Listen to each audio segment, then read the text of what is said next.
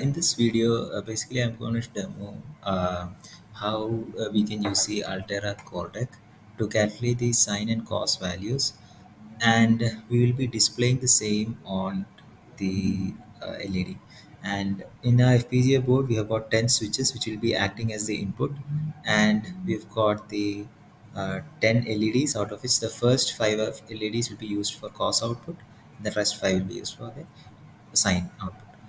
And for that, first thing we had to do was using the Altera codec library. Uh, we created a sine cos with the fractional part of 7 and output fractional part of 3, and I gave frequency as 50 and I created it. And once those files got generated, I already created it, so I'm just not showing again. These three submodules files will be created, and also one VHD file will be created, which will be making use of the sine cos Cordic 0 component, which is this we are getting from the IP. And on top of that, we have the entity which we have defined for ourselves, which will be using. And also we added the STC file with the clock, and also the test bench. This is the test bench we created to show it. And once we compile it, we can see the number of ALMs used is 150, as well as from the timing analyzer, we are able to see the maximum delay is 13.906 from A9 to sine cos Kodiak 1 component. And that is what we use for finding, this is the critical path, and this we use for finding the maximum frequency. The next part of which is we will do the simulation of the test bench so as to see for the various inputs. So this is the test bench, and in this we can see the phase.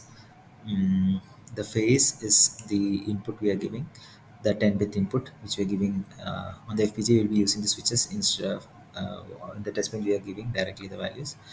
And this phase vector we are incrementing until it reaches this pi pos. So pi pos is 010, this is 3.14. And once it reaches, when we know that it just reached 3.14, we will reset it to pi neg, and that is 3 minus 3.14, and then it will again increment in steps of 2.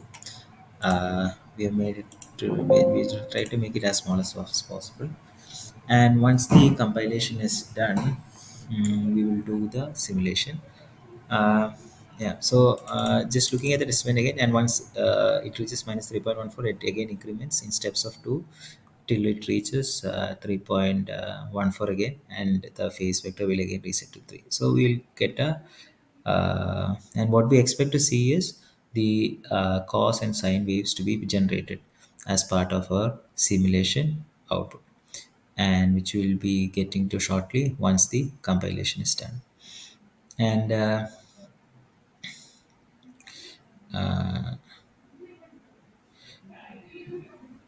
okay, uh,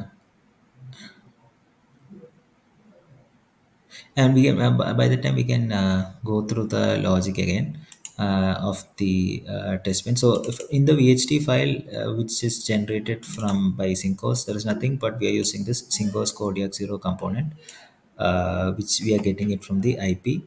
And on top of it, we are calling the Syncos Kodiak 0 component within our new entity Syncos, for which we have written our test bench also. Okay, and the test bench, the first 10 clock period cycle will be we are just resetting it once, and once the reset is done, we are incrementing and decrementing the phases so as to get the output values. Mm, and okay, I think the compilation is almost done. And once this is done, we'll open the programmer. And currently the board is connected to the device. Okay, so the compilation is done. Once we open in the hardware setup, we select it's already connected. So that when the board is connected, you see this DSOC USB one. Click close, and we have already selected the output file which I just generated now. So 10 p.m. just generated now. We open it, it was already open, program configure, and when we write it to the uh, yeah, it's already written to the board. We just have to write it. And another thing we will do is we'll just run the simulation also.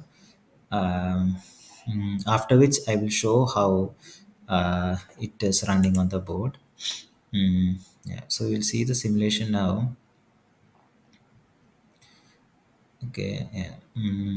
And in the question dash start FPGA, you can see it. Okay, so yeah, so this is where the simulation is. Yeah. Okay.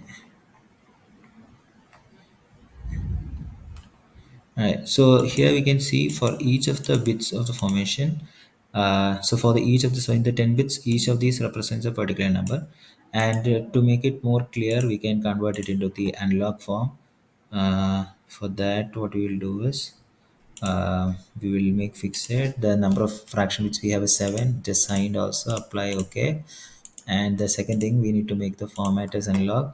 We'll make it 200 pixels, so it's a little more big for us. And the input range we have is pi to minus pi, so it's 3.14 to minus 3.14.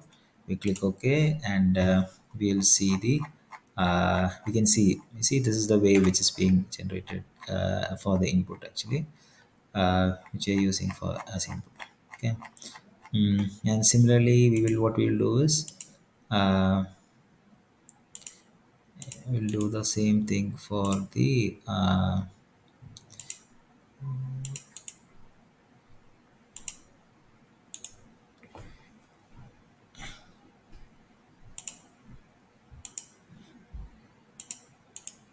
once again. I just need to make it for the entire thing. Just do it again. Okay, apply. Okay, because we just want that particular wave, so right now I just okay, click okay. Okay, once again, we just need to make sure we select the signed thing. If it doesn't, it shows. Okay, now the input is correct. Similarly, we are gonna do it for this one signed. So in our this case, the precision bit is 3. uh, and also we need to make sure the format is in analog so that we can see it. And output of sign is always -1 to 1, so we are just setting that also here. And again 200 pixels. Okay, similarly the radix for this one also setting it that's number 6. Okay, signed. Okay, apply. Format analog 200 1 to -1. Okay, so as we can see here, uh, we are seeing the, this is the causeway. So initially at 0, uh, just zoom in a bit, we'll see that initially when it is 0, when the initial is 0, okay, it's at 0, approximately 0. When the phase is approximately 0, we can see the cos value is 1 and the sine value is 0. And sine starts from 0, goes up till 1 when the phase is approximately pi by 2. mm, that is 1.57, that range. And at that time our cos tends to 0.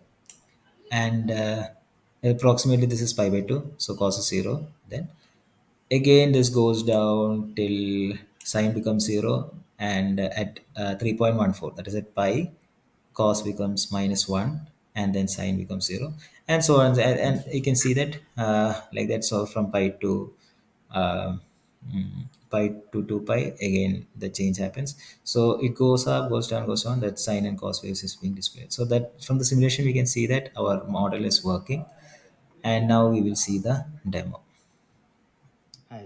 So currently we are showing the demo for how the sine cos phase will be shown in the FPGA board. So we have written the SOF file uh, into the board right now. Mm, we will just write it right now. Mm, okay, now the board has is flashed with the new SOF file. And we will set, so currently all the switches are what we set as the input. And so currently all the switches are down, so that means all the values are 0, and that is in radians 0. And when you press the when the active button is set as active low. We can see the first 5 LED bits represents the cos value, the second 5 bits represents the sine value, and the of the 5 LEDs, the first LED is for the sine bit, the second LED is for the integer part, the rest 3 is for the fraction part. Similarly, if you consider the next 5 LEDs also, the first bit is for the sine, second bit is for the integer part, the 3 of them is for the fraction part. So right now, for all zeros, we can see the cos value is set as 1, that 0 1 dot 0 0 0 is nothing but 1, and sine all LEDs are off, that means it's 0.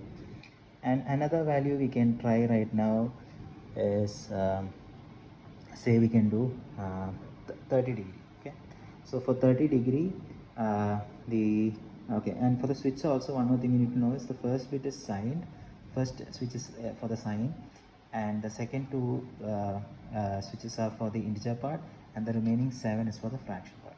Okay, so 30 degrees is nothing but pi by 6, and that is, so it is 0 point, so we will get all the first 3 switches as 0, 0 0.1000, there are 4 zeros, and then there are 2 ones.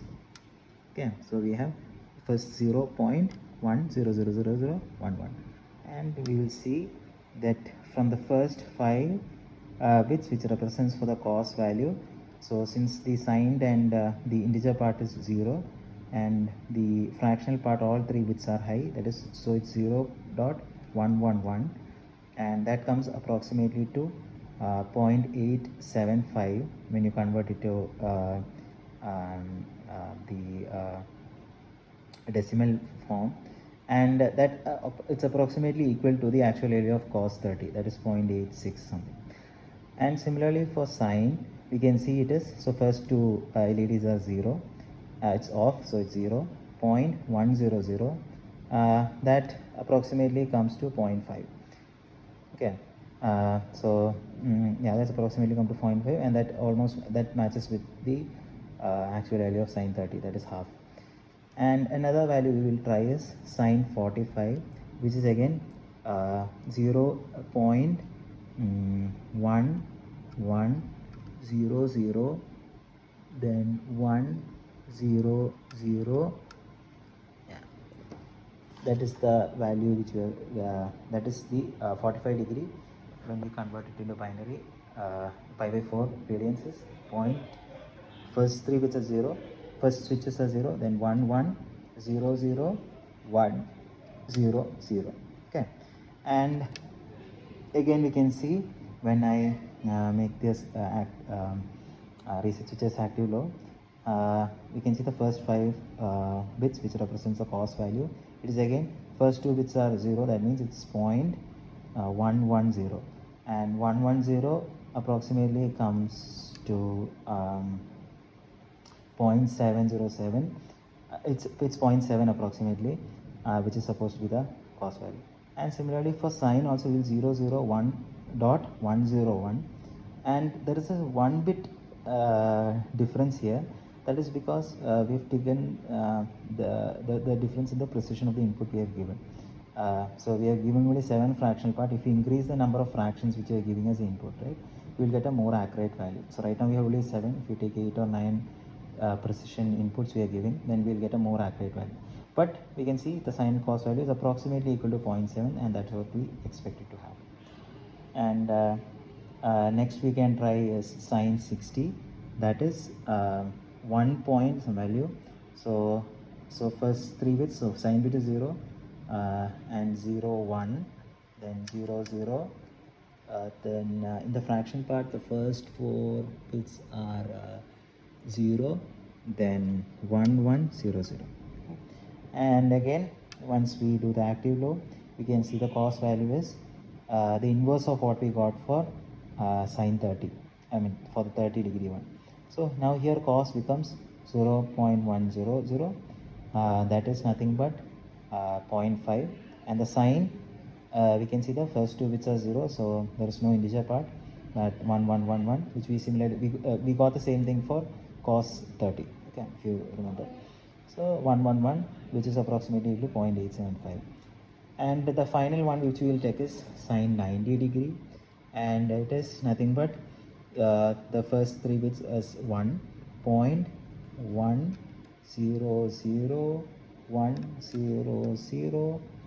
and 1.